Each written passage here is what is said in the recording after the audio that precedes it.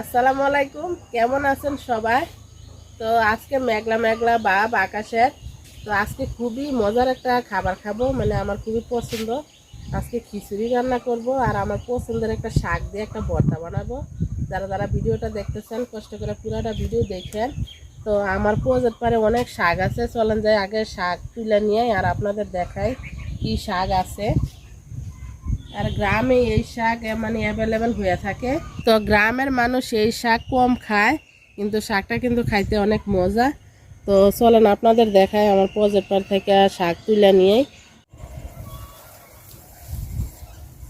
ধান পাইকে গেছে, দেখেন সবার ধানই পাকছে। তো ধান হয়তো 2-1 দিনের ভিতরে কাটা করবো। তো প্রজেক্ট পারে আইসা পড়ছি, আর প্রজেক্ট থেকে দেখেন ওই যে আমার বাড়ি দেখা যায়। তো মাঝখানে অনেকগুলা ধান ক্ষেত, তারপরে ওই যে আমার বাড়ি। যারা যারা আমার আগের ভিডিওগুলো দেখছেন তারা তো দেখছেন যে মাছ ধরছি, অনেক ভিডিও আছে আমার মাছ ধরার ভিডিও, না দেখলে যাই দেখে আসতে পারেন। তো আমি 60টি দিয়ে সবজি লাগাইছি, বেগুন লাগাইছি, তারপরে মরিচ, কলা গাছ, তারপরে পুঁই শাকও লাগাইছি নতুন করে। আর মাছ আছে আলহামদুলিল্লাহ অল্প স্বল্প, কারণ আগামী বছর আবার পুষ্কুনিটা আমি কাটবো, এটা বেশি গভীর হয় নাই। তো পুষ্কুনি কাটতে তারপরে আমি আবার চারিদিক দিয়ে বেড়া দিয়ে তারপরে মাছ চাষ করবো ইচ্ছা মতো। তো চলেন শাক তুলি। এই শাক তুলতে আসি, দেখেন কত সুন্দর হয়ে আছে এই শাক। তো গ্রামের মানুষ আসলে এই শাক কম খায়, কিন্তু শাকটা কিন্তু অনেক মজা, খুবই সুন্দর। শুধু আমার প্রজেক্ট পারে না, অনেকের ক্ষেতের আইলেও হয়ে আছে এই শাক, অনেক সুন্দর সুন্দর শাক। আর আমার বাড়িতে তো আলহামদুলিল্লাহ শাকের অভাবে নাই, অনেক শাক আছে। কিন্তু আসলে মানুষ যে বলে যে থাকলে খাইতে মন চায় না, তো এই অবস্থা হচ্ছে আমার। তো শাক তুলে নেই, দেখি কতগুলো তুলি।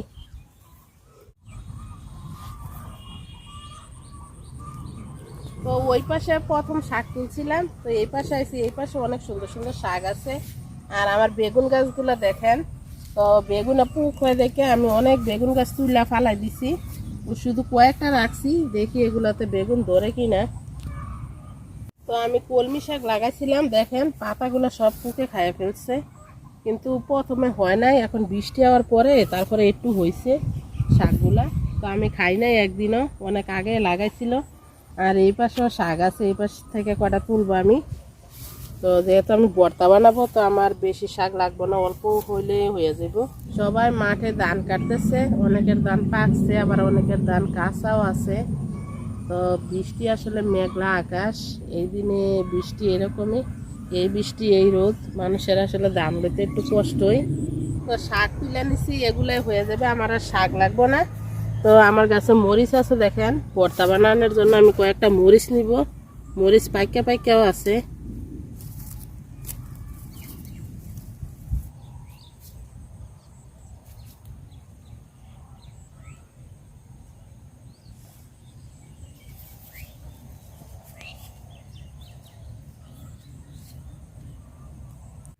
তো জমির পাশে দেখেন কত সুন্দর হয়ে আছে, এটা কিন্তু আমার প্রজেক্ট না।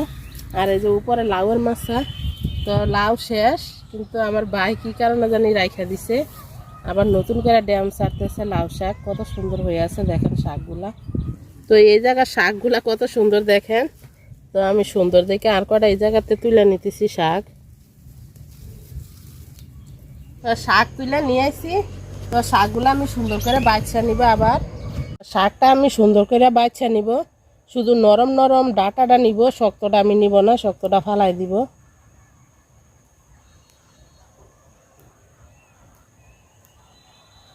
তা আমি খিচুড়ি রান্না করব, খিচুড়িতে একটা আম দিব, টক টক লাগলে খাইতে ভালো লাগবো। তো একটা আম ফেরা নিব, আমার এই গাছের আমগুলা একটু টক টক লাগে, হালকা টক।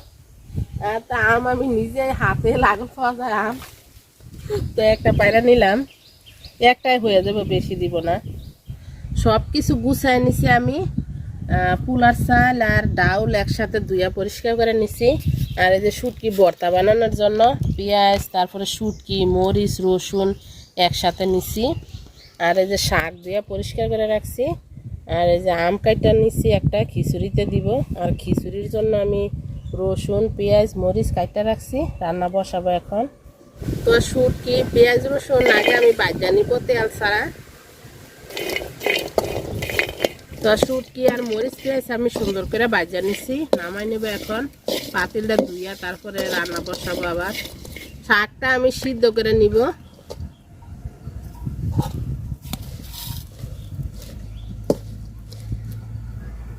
একটু লবণ দিয়ে দিব শাকে, তো তাড়াতাড়ি সিদ্ধ হয়ে দেব। অল্প একটু লবণ দিয়ে দিলাম।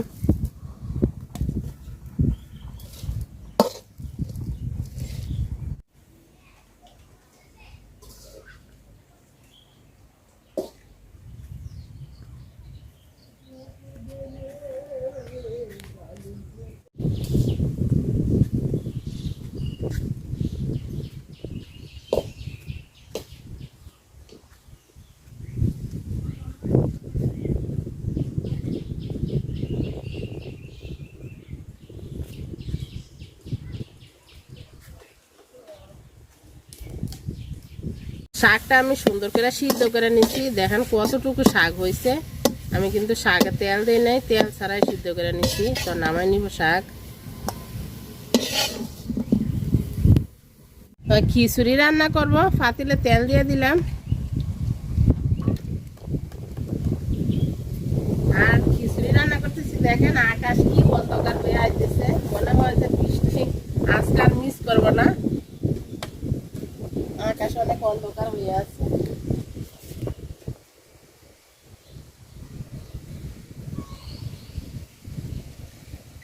তো পেঁয়াজ মরিচ আর রসুন কুচি দিয়ে দিলাম।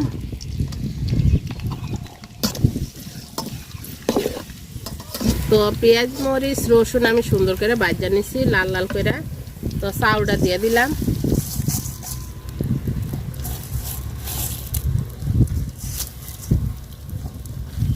চাউলটা ভাজা নিব সুন্দর করে।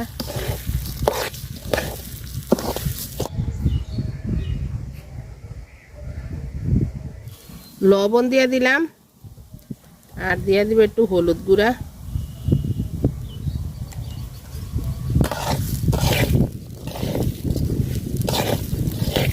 তো চাউলটা আমি সুন্দর করে ভাজা নিচ্ছি। তো গরম পানি করে রাখছি, আমি গরম পানি দিয়ে দিলাম।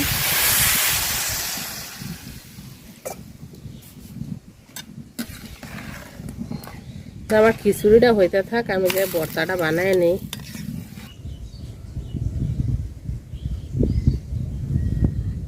শুটকি মরিচ আর একটু লবণ নিয়ে নিছি, আগে বাইটটা নিব এগুলা। তো শুটকিটা বাইটটা নিছি। তো এখন শাকটাও দিয়ে দিলাম শুটকির সাথে, দিয়ে একসাথে সুন্দর করে বাইটটা নিব। তো খিচুড়ি আমার হয়ে গেছে। তো আম দিয়ে দিবে এখন, আমগুলা ভিতরে দিয়া তো ডাইকা রাখবো। আমি আগে আম দিই নেই, কারণ আমরা গইলা গেলে পুরা খিচুড়ি আমার টক হয়ে যেত। তো এখন আমগুলা দিয়ে দিলাম, আস্তে আস্তে থাকবো আমগুলা। যার দরকার খিচুড়ির সাথে মাখায় মাখায় আচারের মতো খাইতে পারবো। তো ডাইকা রাখবো খিচুড়ি। তো পেঁয়াজ আর রসুন দিয়ে দিছি, বাইটা নিব একসাথে।